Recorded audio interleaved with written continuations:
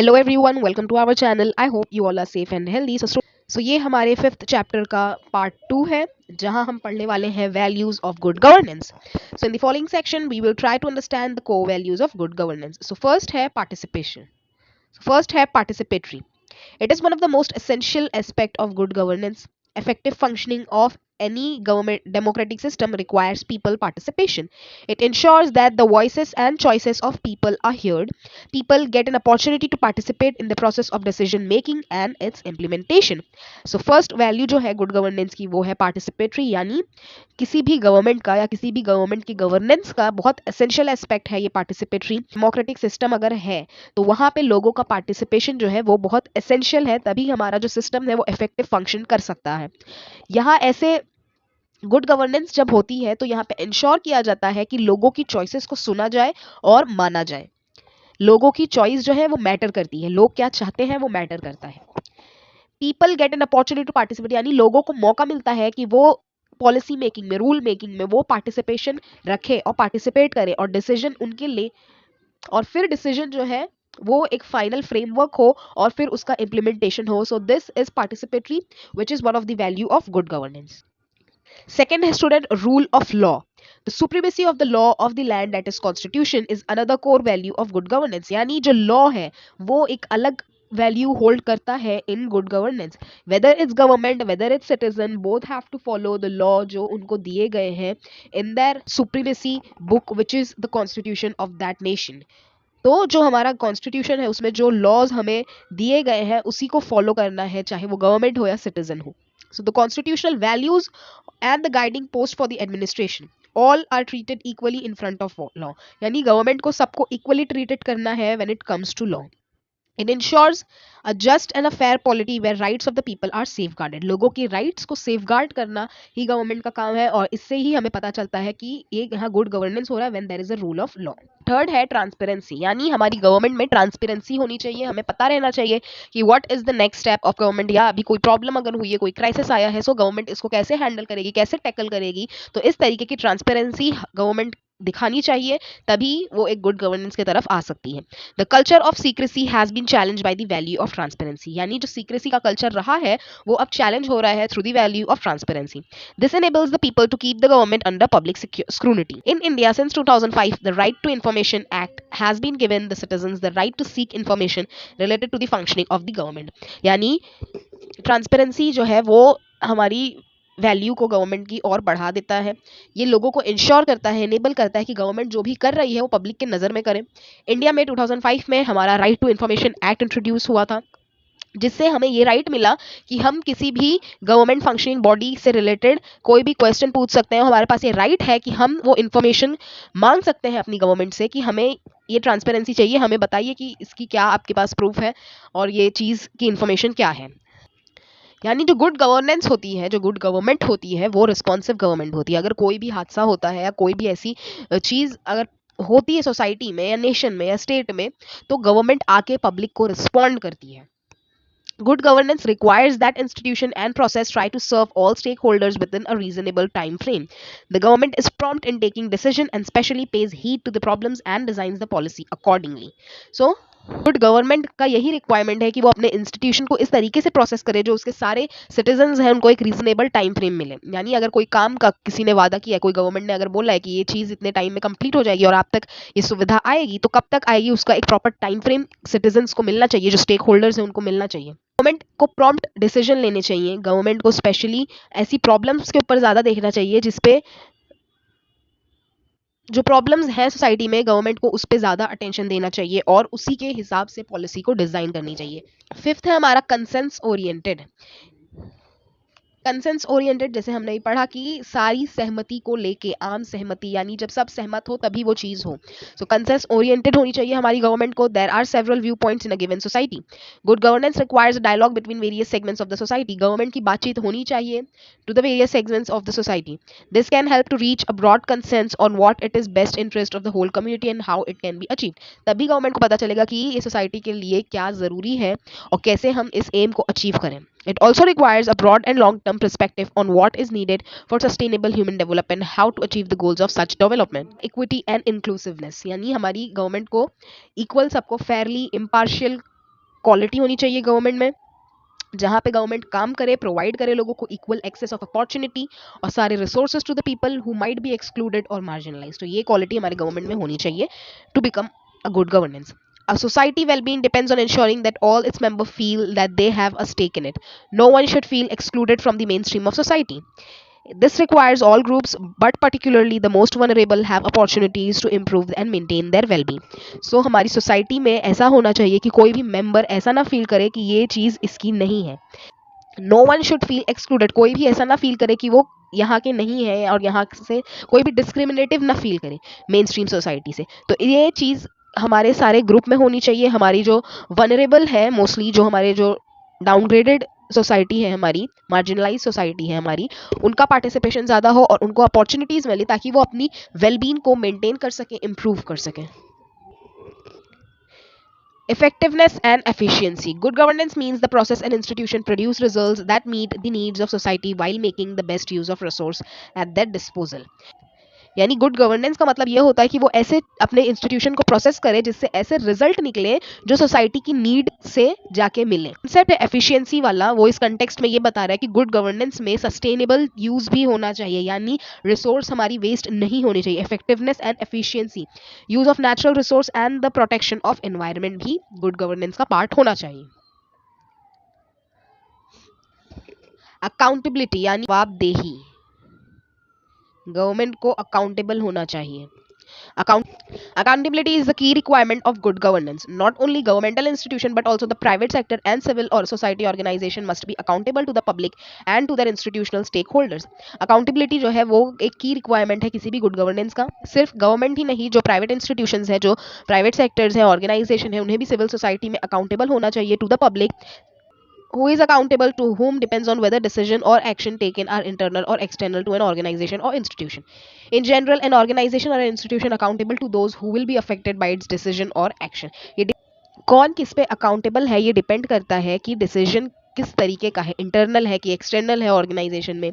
और in general अगर हम बात करें तो ऐसा डिसीजन जिससे एक स्पेसिफिक एरिया या specific group of people effect होने वाले हैं, whether it's good whether it's bad decision, जो भी डिसीजन है, बट उसकी अकाउंटेबिलिटी होनी चाहिए उन लोगों को।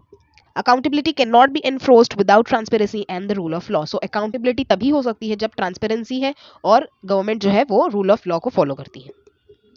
जहाँ हम पढ़ने वाले हैं कि initiatives for good governance and citizen centric administration in India, कि इंडिया में क्या क्या इनिशिएटिव्स लिए गए for the sake of good governance and citizen centric administration. So let's start. In the post-independence period, India adopted a socialist and welfare model of development.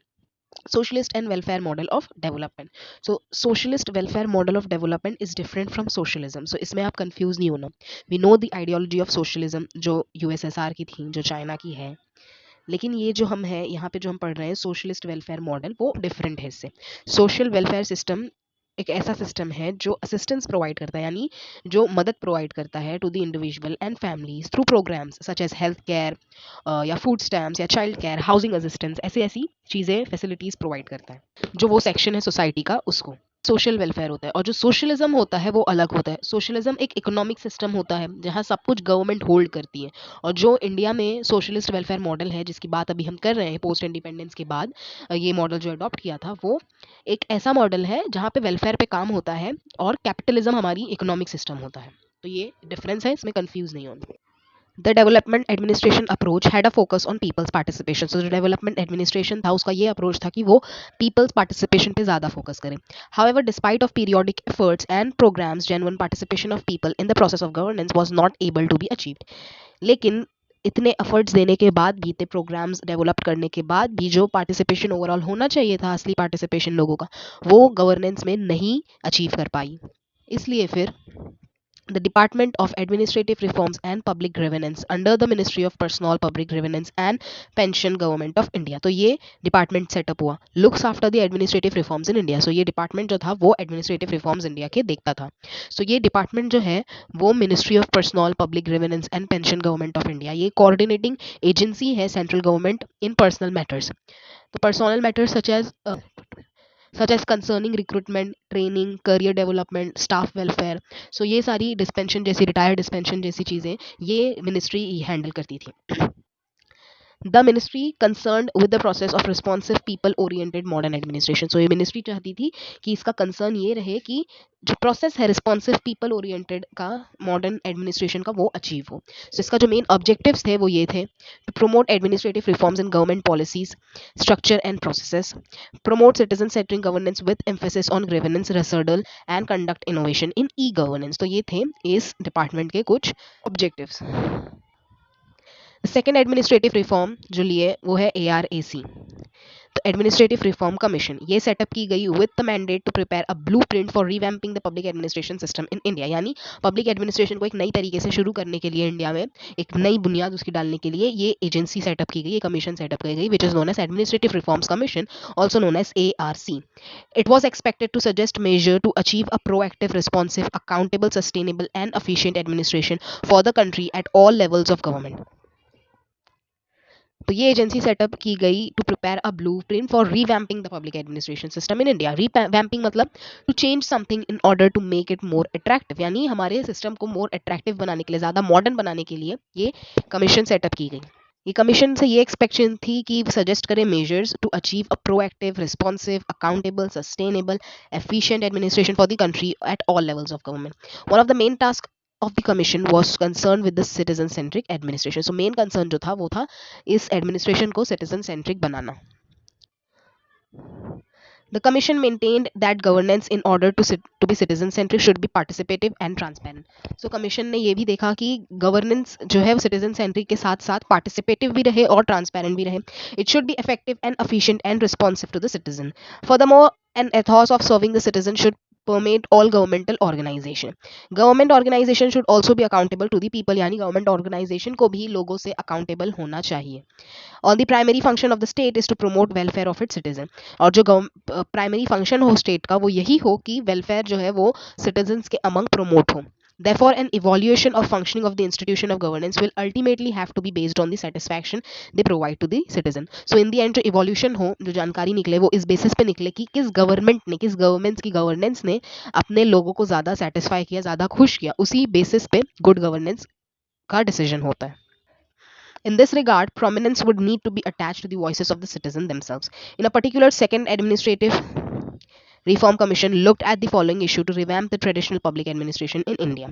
So जो second हमारी administrative reform commission थी उसने इन कुछ issues को देखा to revamp the traditional public administration. So first ये था accountable and transparent government, की हमारी गवर्नमेंट को अकाउंटेबल और ट्रांसपेरेंट बनाना है। अभी हमने ऊपर पढ़ा कि कोई भी गवर्नमेंट अकाउंटेबिलिटी नहीं होल्ड कर सकती जब तक कि वो ट्रांसपेरेंट ना हो और रूल ऑफ लॉ को फॉलो ना करे। सो यही हम यहाँ पे बता रहे हैं कि the focus was on creating a system of accountability and transparency in administration. तो जो फर्स्ट फोकस था इस एडमिनिस्ट्रेटिव रिफॉर्म कमीशन का वो ये था कि वो इस चीज़ पे फोकस करे कि जो हमारा सिस्टम है वो अकाउंटेबिलिटी पे काम करे और ट्रांसपेरेंसी हो हमारे एडमिनिस्ट्रेशन में। There was also a need to avoid delays in service provided, और जो सर्विसेज हमारी गवर्नमेंट प्रोवाइड करती है उसमें ज़्यादा डिलेज ना हो।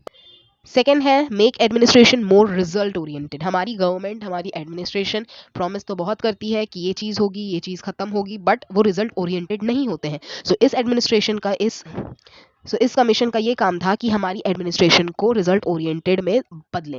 Various administrative processes were to be simplified and made user friendly, और जो एडमिनिस्ट्रेटिव काम्स हो उन्हें सिंप्लीफाई कर दे ताकि वो इजीली से हो जाए, ज़्यादा प्रोसेस्ड ना हो। थर्ड है सिटीजन सेंट्रिक एडमिनिस्ट्रेशन। कमीशन का ये भी काम था कि जो हमारी एडमिनिस्ट्रेशन हो वो सिटीजन सेंट्रिक बने। Ensure greater involvement of people and representation and community at large in the conceptualisation and execution of programmes, यानी किसी भी प्रोग्राम के कंसेप्चुअलाइजेशन में, किसी भी प्रोग्राम को कैसे बनना है, तो वो लोगों के लिए बन रहा है तो ऑब्वियसली उनकी पार्टिसिपेशन मच नीडेड होनी चाहिए, और उसके एग्जीक्यूशन में। Reforms that aimed at changing public administration in India. So कुछ रिफॉर्म्स ऐसे हैं जिसने पब्लिक एडमिनिस्ट्रेशन इंडिया में बदल दिए। There have been a large number of reform measures which have sought to bring administration closer to the people. Broadly, these initiatives include enacting law giving certain rights to people, यानी laws को बनाते time लोगों को भी right मिलनी चाहिए ताकि वो इनैक्ट कर सकें in that law making process. Second, setting up new institutional mechanism to redress the citizens grievance, यानी जो सिटीजन्स की कंप्लेन है, ग्रीवेनेंस यानी कंप्लेन, उसे रिड्रेस कर सके, ऐसे न्यू इंस्टीट्यूशन सेटअप किए गए। Third, improving accessibility to citizen by setting up units closer to the people. Government units काफ़ी दूर दूर सेटअप्स रहते हैं, तो गवर्नमेंट इजी उसको एक्सेस कर सके, इसलिए यूनिट्स को लोगों के एरिया के करीब करीब सेटअप किया गया। Simplifying procedure to reduce bureaucratic delays बहुत देखे जाते हैं इंडिया में, तो सिंप्लीफाई करने के लिए, उसे सिंप्लीफाई करने के लिए जो प्रोसीजर्स है उसको रिड्यूस कर दिया गया। फिफ्थ है using technology to improve internal efficiency, technology में इम्प्रूवमेंट लाई गई, यूज़ किया गया टेक्नोलॉजी को, ताकि जो एफिशिएंसी हो, जो काम करने की स्पीड हो, वो एफिशिएंट हो। सिक्स्थ है rewarding government employees who perform well, reward करने से एक बूस्टर मिलता है कोई भी गवर्नमेंट एम्प्लॉय को, ताकि वो अपना काम और अच्छे से करें। Seventh, improving discipline within the organisation, organisation में डिसिप्लिन को और इम्प्रूव करना, इससे भी हमारा एडमिनिस्ट्रेशन ज़्यादा अच्छा बनता है। Reducing regulatory control, holding contact programmes etcetera, contact programmes जहाँ पे जो एडमिनिस्ट्रेटिव ऑफिसर्स हैं, जो गवर्नमेंट ऑफिसर्स हैं, वो सिटीजन से इंटरेक्ट करते हैं, कॉन्टैक्ट करते हैं, तो इससे भी जो एडमिनिस्ट्रेशन होती है, वहाँ की गवर्नेंस होती है, वो और अच्छी होती है। सो ये सारे कुछ पॉइंट्स हैं, ये सारे कुछ पॉइंट्स हैं जिन्हें एज अ मेजर लिया गया था, एम किया गया था कि एडमिनिस्ट्रेशन जो है इंडिया का इन पॉइंट्स के द्वारा चेंज होगा। सो कुछ ब्रॉड इनिशिएटिव्स हैं। Hope student this much is clear to you all. So the next topic which is administrative reforms in India, ये हम अपने नेक्स्ट वीडियो